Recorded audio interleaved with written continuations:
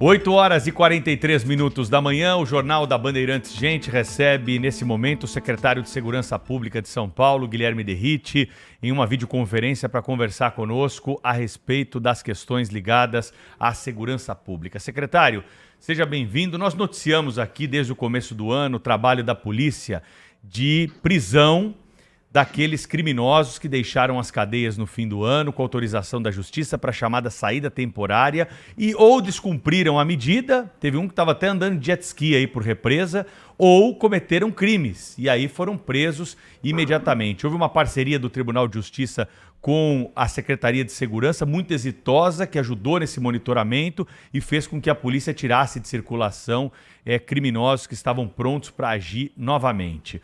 O governador Tarcísio de Freitas disse que vai a Brasília, encampou essa luta aí por um projeto que é do senhor de finalizar, acabar com essa saída temporária. Quando que isso vai acontecer? O que o senhor tem de novidade sobre esse assunto para contar para nós? Bom dia. Bom dia, Pedro. Bom dia a todos da Band News. Um prazer estar com vocês novamente, os ouvintes também. Antes de mais nada, Pedro, eu queria dizer que é mais um dia de luto para a Polícia Militar, para o Estado de São Paulo e, ouso dizer, para a população do nosso país, porque nessa madrugada, a soldado Sabrina, pertence ao 22º Batalhão, na região da Zona Sul de São Paulo, foi covardemente assassinada pelo fato de ser uma policial militar. Ela trafegava com a sua motocicleta, foi vítima de tentativa de roubo e quando os dois criminosos perceberam que ela estava armada e era policial, efetuaram disparos de arma de fogo contra ela, de maneira covarde, mais covarde ainda, porque após ela estar baleada e ferida no chão, não se sabe a gravidade desse ferimento, talvez não ocasionasse a morte dela, os criminosos tiveram a audácia e a covardia de retornar e executá-la quando ela ainda estava em solo. Dá para ver no vídeo que está circulando aí nas redes sociais, infelizmente, né? Está circulando, que ela estava viva. Nesse segundo momento, aí sim, ela foi covardemente executada. Se o nosso país fosse um país sério, Pedro, e ouvintes da Band News, esses criminosos, no mínimo, seriam presos e condenados à prisão perpétua, no mínimo. Mas, infelizmente, voltando aí nesse tema da saída temporária dos benefícios que o criminoso, infelizmente, possui no Brasil, e saída temporária é apenas um deles, tá?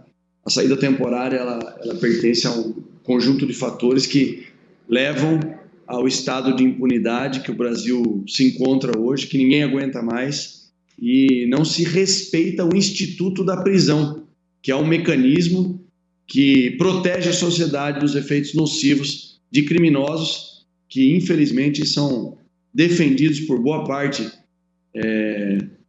de políticos e setores aí da sociedade que romantizam e tratam o criminoso como um coitadinho vítima da sociedade, que não são. São criminosos e devem ser punidos pelos crimes que cometem.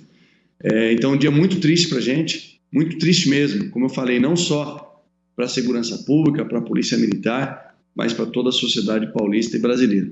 E com relação ao descumprimento então fica aqui registrado os meus sentimentos a todos os amigos e familiares da nossa policial militar. Com relação ao projeto que eu tanto defendi desde a minha pré-campanha, da primeira pré-campanha à Câmara dos Deputados, e eu consegui um feito histórico, depois de muitos anos dessa leniência que vem sendo tratada, esse romantismo da saída temporária, inclusive defendido até por jornais de grande expressividade, de grande expressão, até defendendo uma tese que apenas 5%, 4% dos criminosos não retornam para os presídios, para o sistema prisional, só que usam de maneira, no meu ponto de vista, até com uma certa, mais do que parcialidade, até desonestidade no ato de informar a população.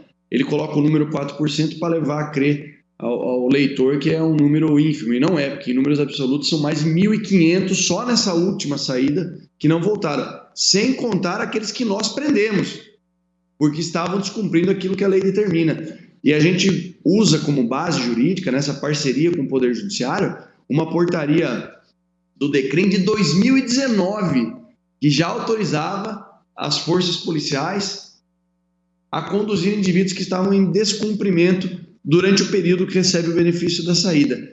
A gente prendeu aqui, eu estou com o número exato aqui, nós prendemos mais de 1.007 criminosos receberam o benefício da saída temporária, sendo que destes, 81 foram presos em flagrante no ato de cometimento de outros crimes. Então nós temos dois aspectos aqui. O aspecto da moralidade, ou melhor, da imoralidade, que esse benefício, mais um benefício que o criminoso possui no Brasil, que são vários exemplos, né, de criminoso que matou o pai ou a mãe e é liberado no dia dos pais, de criminoso que matou a própria filha, liberado na saída temporária do dia das crianças. Então é imoral. E tem um aspecto científico, e nós aqui na Secretaria estamos transformando num artigo científico para que deixe de ser uma opinião do secretário e com base nas estatísticas que nós temos, comprovando que em toda saída temporária há um aumento de indicadores criminais, em especial de furto e roubo.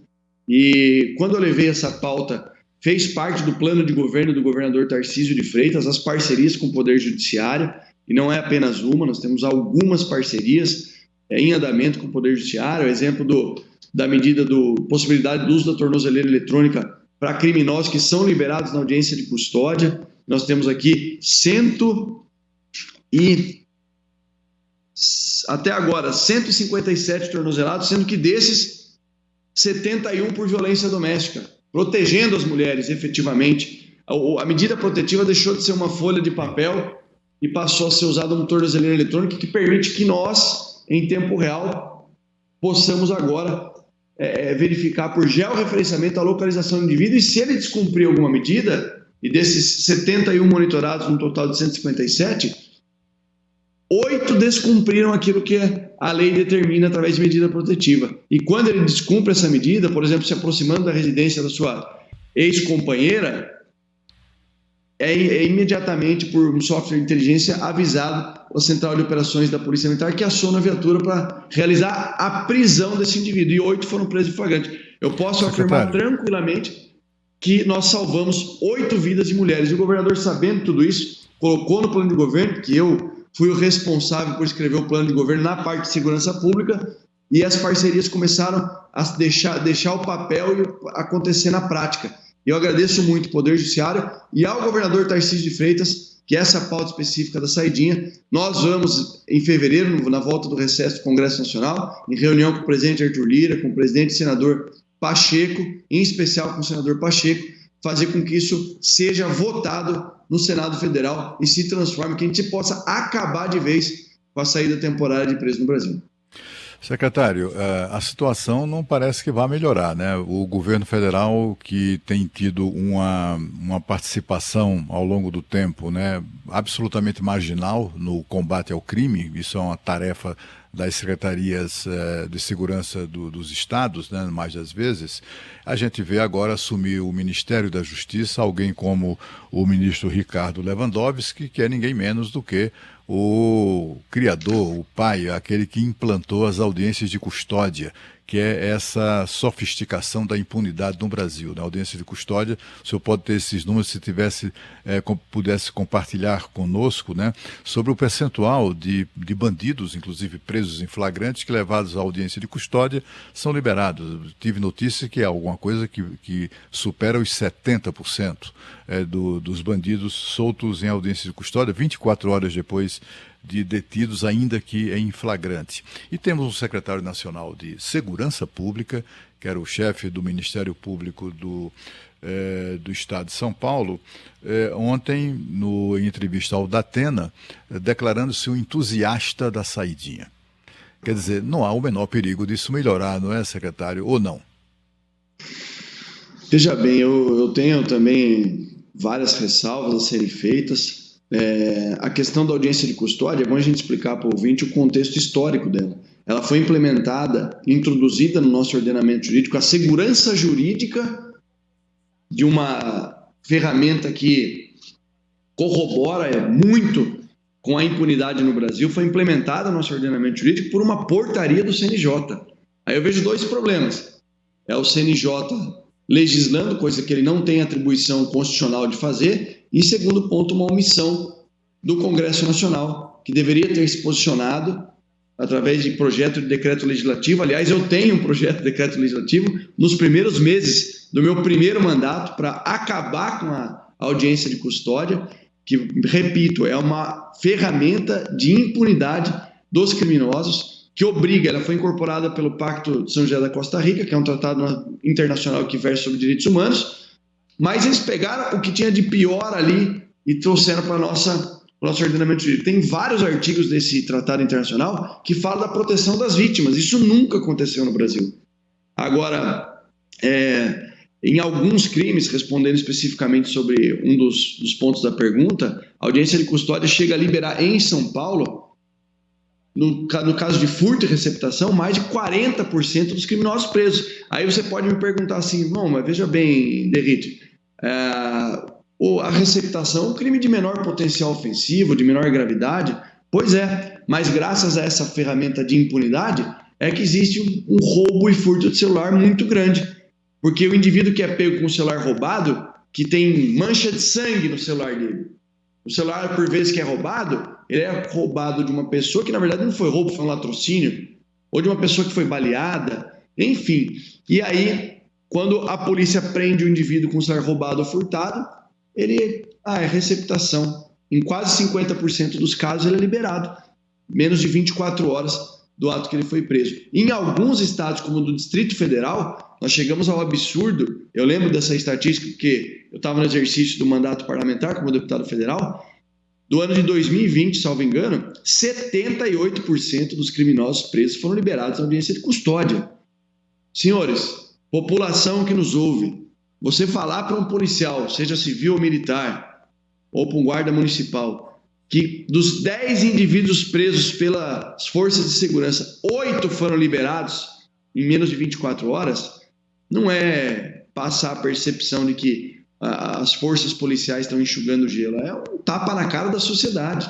Dizer que o serviço policial no Brasil ele é feito, mas não é considerado, não tem segurança jurídica nenhuma, enquanto do outro lado os criminosos possuem saídas temporárias, audiência de custódia, auxílio reclusão, que paga mais do que o salário mínimo, aliás, bem mais, né? Era R$ 1.813, deve ser maior hoje em dia, que eu não tenho a atualização dele. Progressão de regime, que é uma das ferramentas de maior impunidade que existe, um indivíduo que, por isso que eu falo que nós temos que defender não só o fim da saída temporária, mas o instituto da prisão, do cumprimento de pena, porque não adianta nada o indivíduo que for preso por esse covarde assassinato da policial, condenado a 30 anos de prisão, sendo que ele não vai cumprir nem 2 anos, 3 anos, 5 anos, que sejam 10 anos. Um indivíduo como esse ele não merece nunca mais sair do sistema prisional. Essa é a minha opinião. E com relação à entrevista do procurador do Estado, do Dr. Sarrubo, que inclusive eu profissionalmente aqui a gente tem uma boa relação com o Ministério Público, porque nós temos acordos de cooperação, vejam vocês, no sentido de combater o crime organizado. A Segurança Pública, historicamente, tem uma grande parceria com o GAECO, que faz um trabalho espetacular. Mas, com todo respeito, o Dr. Sarrubo vai assumir uma função no governo federal, mas essa questão da saída temporária não compete nem ao Poder Executivo dizer se deve ou não deve permanecer. Mesmo que eles tenham uma visão romântica sobre isso, que vão sempre utilizar uma cortina de fumaça e falar sobre a ressocialização. A melhor maneira de ressocializar um criminoso que cometeu um crime, está detido, é obrigar ele a trabalhar, por 2 motivos. Primeiro, para se autossustentar no presídio, tirar esse peso das costas da população, do pagador de impostos. E segundo ponto, ele aprendendo uma profissão dentro do cumprimento de pena dele, aí sim ele vai poder sair e concorrer a uma vaga no mercado de trabalho. Agora, romantizar e falar uma ressocialização importante, é importante proteger a sociedade dos efeitos nocivos dos criminosos e fazer com que o criminoso preso e condenado, de fato, cumpra a pena que lhe foi atribuída pelo Poder Judiciário, porque isso no Brasil, infelizmente, não existe. Secretário de Segurança Pública de São Paulo, Guilherme Derrite, está ao vivo aqui no Jornal Gente, na Rádio Bandeirantes, no canal Band News TV. Secretário, o senhor é o autor desse projeto que acaba com a saidinha temporária, quando o senhor era deputado, ainda tá licenciado, exercendo aqui a função de secretário de Segurança Pública de São Paulo. Mas isso já faz tempo, já faz mais de ano que esse projeto foi aprovado pela Câmara e está parado no Senado. O senhor sentiu alguma mudança de temperatura que possa fazer com que o presidente do Senado, Rodrigo Pacheco, que até agora guardou o projeto na gaveta, coloque esse projeto em discussão? Algo mudou na sociedade ou no entendimento do presidente do Senado? Eu acho que mudou, assim, de forma muito humilde, eu estou falando para vocês aqui. Nós colocamos isso como prioridade no plano de governo, passamos a implementar e cumprir uma portaria do DECRIM aqui, do Poder Judiciário de São Paulo, como não é normal no nosso país, 1.500 indivíduos dos quase 35 mil que foram liberados na saída temporária, na última, estarem descumprindo uma medida judicial, que ele tem obrigação de cumprir durante a saída. Aí nós tivemos alguns fatos aí que as pessoas questionaram, e é normal questionar com relação à estatística criminal, mas de março até dezembro, nós estamos em quedas de indicadores criminais. Porém, a percepção, a sensação de segurança, nós não atingimos ainda o patamar desejado. Por quê? Porque a gente prende, às vezes, 8, 15, 30 vezes o mesmo criminoso. Perceba como isso é nocivo para a sociedade. Ah, mas é um criminoso comum que furta, para desmistificar também. Ah, ele foi furtar um pacote de bolacha no supermercado? Não. 30 vezes um indivíduo foi preso pelo 37º DP no Campo Limpo, indivíduo 30 vezes por roubo. E ele foi preso depois de cometer um roubo a um carro forte, com fuzil. Nós prendemos ele com fuzil, mais de 1.000 munições, coletes balísticos. Eu fui puxar o histórico criminal desse indivíduo. Ele tinha mais de 99 anos de pena a serem cumpridas. E ele foi liberado no ano de 2015, salvo engano, num indulto humanitário para cuidar da saúde dele. Segundo a defesa dele na época, ele estava passando por um problema de saúde. Estava com tanto problema que estava portando um fuzil, roubando um carro forte. Então, essa leniência da nossa legislação, eu digo mais, até a proteção absurda a quem comete crime no Brasil. E numa entrevista minha, no início da operação Impacto na região da Faria Lima, eu acabei tendo um desabafo que viralizou o vídeo, vocês colocaram ele no ar aqui algumas vezes, falando justamente isso, que não é normal no Brasil a gente prender 30 vezes um indivíduo por um crime grave. E eu justifiquei com os dados do ano de 2023. Nós reduzimos indicadores criminais, em especial os mais graves, de março até dezembro. Nós aumentamos a produtividade operacional, foi a maior ano de produtividade operacional das polícias. 172 mil criminosos presos. Imaginem os senhores, Pedro, Cláudio e Thaís, o que seria do Estado de São Paulo se todos esses indivíduos estivessem presos. E presos cumprindo a pena de 5, 10, 12 anos que lhe foi imposta. O grande problema é que nós temos que defender de maneira intransigente o instituto que talvez seja o mais democrático que exista em termos de segurança pública, do cumprimento de pena pelos criminosos que agridem a sociedade. E depois desse fato, aliás, antes desse fato, durante o SUMASP, que foi um conglomerado de secretários de segurança pública, comandante gerais e delegados gerais, que foi iniciado por nós em março, que compreende Rio Grande do Sul, Santa Catarina, Paraná, Mato Grosso do Sul e São Paulo, eu levei essa pauta aos secretários. A gente tem que começar a visitar o Congresso Nacional e pedir para as nossas bancadas que coloquem esses projetos prioritários em prática. Daí, no segundo encontro em São Paulo, se fizeram presente um senador da República e 12 deputados federais, inclusive o deputado Sanders, que é presidente da Comissão de Segurança Pública, e o senador Moro. E nós entregamos uma carta aberta a eles: nós precisamos que vocês aprovem o fim da saída temporária, enfim, e outros projetos importantes, como a tipificação do novo cangaço, que também está parada lá no Senado desde a época que eu consegui aprovar na Câmara. Só fazendo uma pequena apontamento aqui, eu fui o relator do projeto que põe fim às saídas temporárias, porque eu tinha um projeto, foi apresentado no primeiro mês de mandato, só que eu não poderia ser o relator com esse projeto existente. Daí eu pedi o arquivamento do meu para poder fazer as articulações com os partidos e colocar ele para votação. E nós votamos e ganhamos por 311 votos favoráveis. Quem que votou contra o fim da saída temporária? O PT. pessoal PCdoB e PSB de bola. Claro que eu não quero mencionar aqui nenhum deputado, que eu não faço ataque pessoal, mas é só ver lá, está disponível na Câmara dos Deputados, está o link de quais foram os deputados nominalmente que votaram contra. E aprovamos na Câmara, ficou parado no Senado. Aí os governadores no COSUD, que teve encontro aqui em São Paulo, eu consegui convencer o governador, fiz uma apresentação para os governadores do conglomerado consórcio do Sul e do Sudeste, dos efeitos nocivos, e pedi para que isso fosse assinado por eles na carta aberta do COSUD. Isso foi assinado no final de outubro, por todos os governadores que estão, de fato, concordando com a tese de que a gente endureça a legislação, aumentando o custo do crime. E aí o governador Tarcísio abraçou desde o início essa pauta, o que vai nos levar no começo do recesso, da volta do recesso parlamentar, aí ao Congresso Nacional, e pedir gentilmente para que os deputados e senadores nos ajudem a melhorar a impunidade que existe no Brasil. Secretário, nós fomos avisados aqui pela sua assessoria que o senhor tem compromissos. Agradeço a sua participação aqui no Jornal Gente ao vivo, né, com esses números,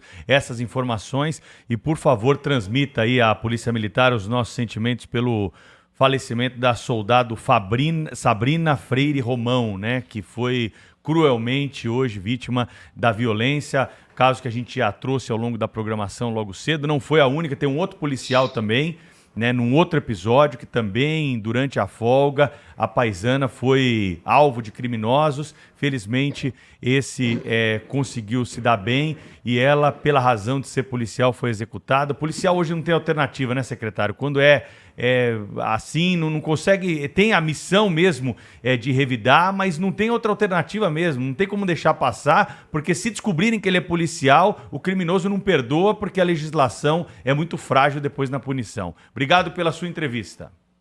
Obrigado a vocês, Pedro, Cláudio e Thaís. Fica o meu compromisso de, na próxima oportunidade, estarei pessoalmente com vocês para participar com mais tempo, e agradeço aí a menção e o respeito aos nossos policiais que infelizmente faleceram, e prestando a última aqui declaração, o compromisso com a população de São Paulo, que o policiamento, o serviço de inteligência já está atuando, o policiamento está sendo reforçado nas áreas, nos locais que os policiais foram baleados, e certamente nós vamos dar a devida resposta, realizando, se possível, a prisão dos criminosos o mais rápido possível, e fica aqui o registro do meu agradecimento por esse gesto de vocês aí também. Um grande abraço a todos, sempre um prazer poder falar com vocês e com a população que nos ouviu.